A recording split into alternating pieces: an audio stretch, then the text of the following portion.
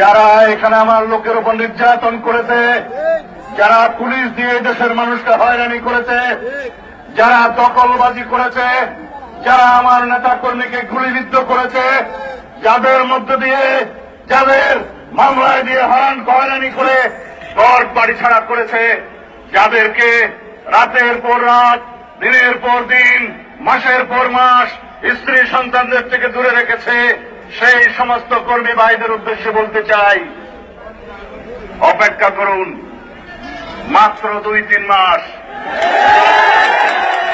কড়ায় গন্ডায় জবাব দেওয়া হবে সেই সমস্ত সন্ত্রাসীকে।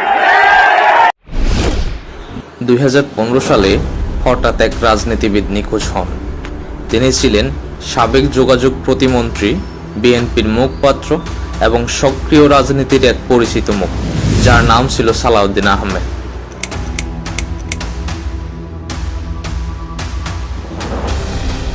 এই ঘটনা কাঁপিয়ে দিয়েছিল গোটা দেশকে।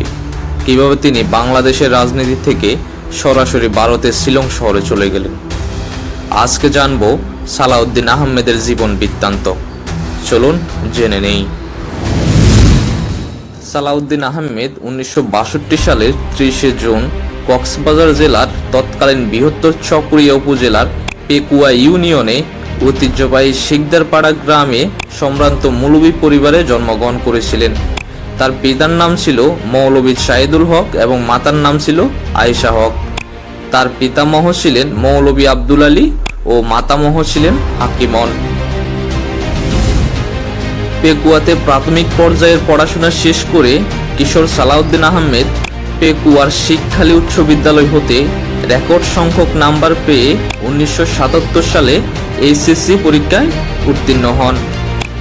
চট্টগ্রাম সরকারি কলেজ থেকে 1979 সালে কৃতিত্বের সাথে তিনি ইন্টারমিডিয়েট তথা এইচএসসি পরীক্ষা উত্তীর্ণ হন। ঢাকা বিশ্ববিদ্যালয়ে আইন বিভাগে ভর্তি হন 1980 সালে।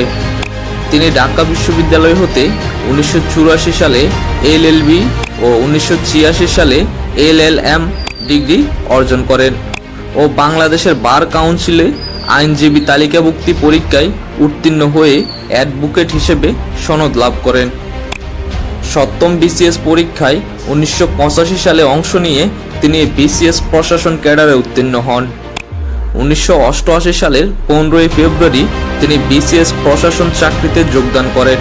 বগুড়া জেলা প্রশাসনে সিনিয়র সহকারী সচিব হিসেবে দায়িত্ব পালন করেন এবং দায়িত্ব পালনকালে 1991 সালে তিনি তৎকালীন সরকারের প্রধানমন্ত্রী বেগম খালেদা জিয়ার একান্ত সচিব বা এপিএস হিসেবে যোগ দেন।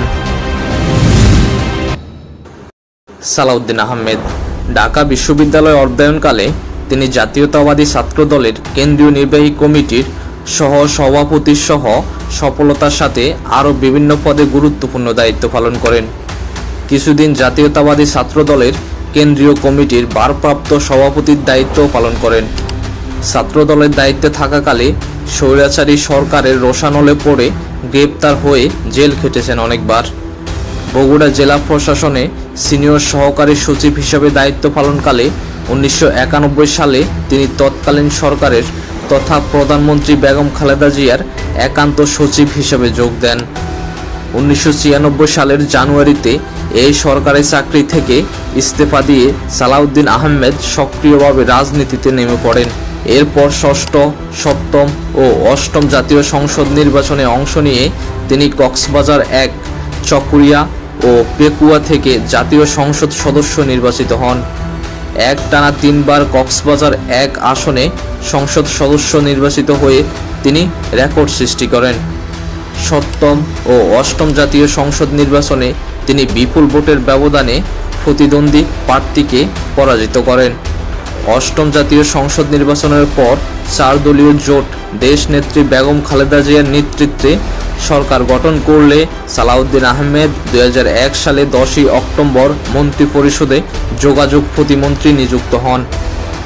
পাশাপাশি কক্সবাজার জেলার ইনচার্জ মিনিস্টার হিসেবে দায়িত্ব পালন করেন।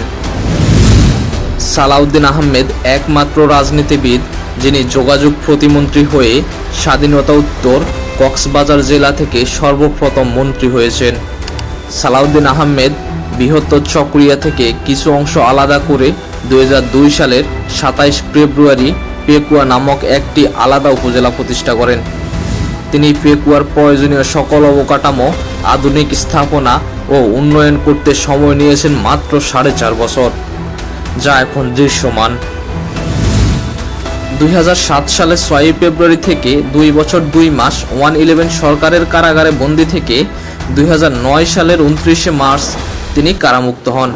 সালাউদ্দিন আহমেদ কারাগারে থাকা অবস্থায় নবম জাতীয় সংসদ নির্বাচন অনুষ্ঠিত হলে তার সহধর্মিণী অ্যাডভোকেট হাসিনা আহমেদ কক্সবাজার 1 আসনে 4 দলীয় জোটের মনোনয়ন নিয়ে প্রতিদ্বন্দ্বী প্রার্থীকে প্রায় 36,000 ভোটের ব্যবধানে পরাজিত করে এবং সংসদ সদস্য নির্বাচিত হন।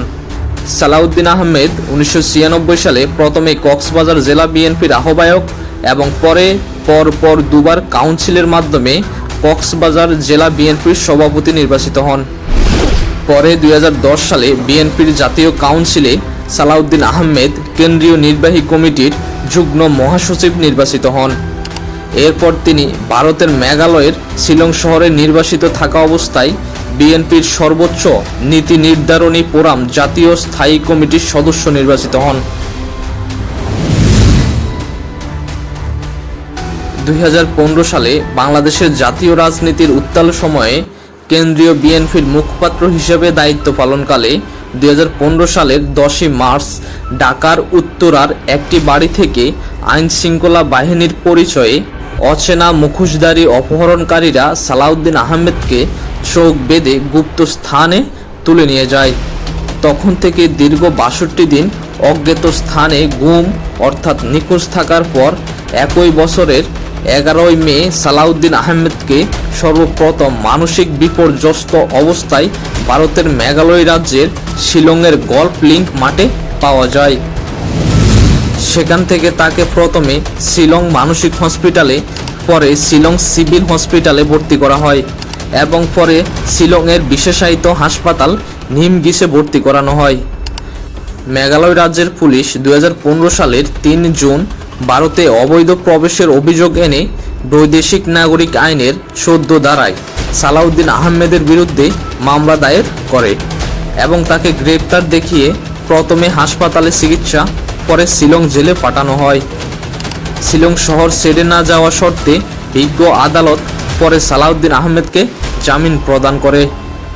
তখন থেকে নির্বাসিত অবস্থায় দীর্ঘ 4 বছরের বেশি সময় ধরে খারসিয়া খ্রিস্টান অধ্যুষিত এলাকা শিলং শহরে বিঞ্জপুর সারনাইট গেস্ট হাউস নামক একটি দোতলা ভাড়া বাড়িতে বসবাস করতেন এবং মামলা পরিচালনা করতেন। মামলা দায়ের পর মেঘালয়ের অতিরিক্ত জেলা ম্যাজিস্ট্রেটের মাধ্যমে সালাউদ্দিন আহমেদকে প্রাথমিকভাবে অভিযুক্ত করে 2015 সালের 22 জুলাই মামলার চার্জশিট দেওয়া হয়।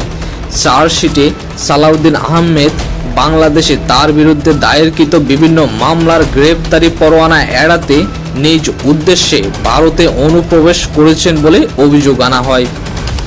এই মামলায় 2018 সালের 26 অক্টোবর সালাউদ্দিন আহমেদকে বেকসুর খালাস প্রদান করে শিলং আদালতের প্রথম শ্রেণীর ম্যাজিস্ট্রেট ডিজি খার সিং রায় ঘোষণা করেন।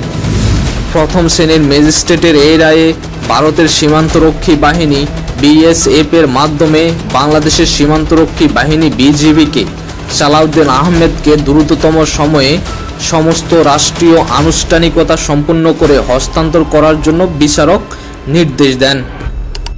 সালাউদ্দিন আহমেদ আদালতের রায় অনুযায়ী সে দেশের রাষ্ট্রীয় আনুষ্ঠানিকতা সম্পন্ন করে দেশে ফেরার জন্য প্রস্তুতি নিচ্ছিলেন।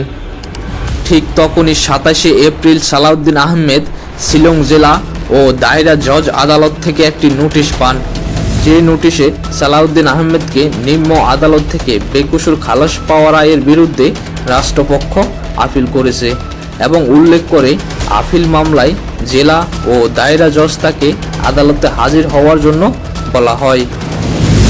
সালাউদ্দিন আহমেদ গত 1 মে পরে শিলং জেলা ও দায়রা জজ আদালতে আপিল মামলায় যথারীতি হাজিরা দিয়ে আসছেন। একটি সূত্র মতে ম্যাজিস্ট্রেট আদালত থেকে এই মামলার নথি ও সব ডকুমেন্ট দায়রা জজ আদালতে তলব করা হয়েছে। এই আপিল মামলাকে সালাউদ্দিন আহমেদ তার বিরুদ্ধে চলমান গভীর ষড়যন্ত্রের অংশ বলে আখ্যায়িত করেছেন। এই আপিল মামলার কারণে সালাউদ্দিন আহমেদের সহসয় আর দেশে ফেরা হচ্ছে না বলে ধারণা ছিল। ভারতে অবৈধ অনুপ্রবেশের মামলায় বিচারক আদালতের রায়ে রাষ্ট্রপক্ষের আপিলের পর 28 ফেব্রুয়ারি 2023 জাজ কোর্টের রায়ে খালাস পেয়েছেন তিনি। তার পাসপোর্টের মেয়াদ না থাকায় বাংলাদেশের দূতাবাস থেকে তিনি হাতে পেয়েছিলেন ট্রাভেল পারমিটও। তবে ভারতের পররাষ্ট্র মন্ত্রণালয় অনুমোদন না করায় ফিরতে পারছিলেন না তিনি। অবশেষে 2024 সালের 11 আগস্ট আওয়ামী লীগ সরকার পদত্যাগ করলে তিনি দেশে পুনরায় ফিরে আসেন।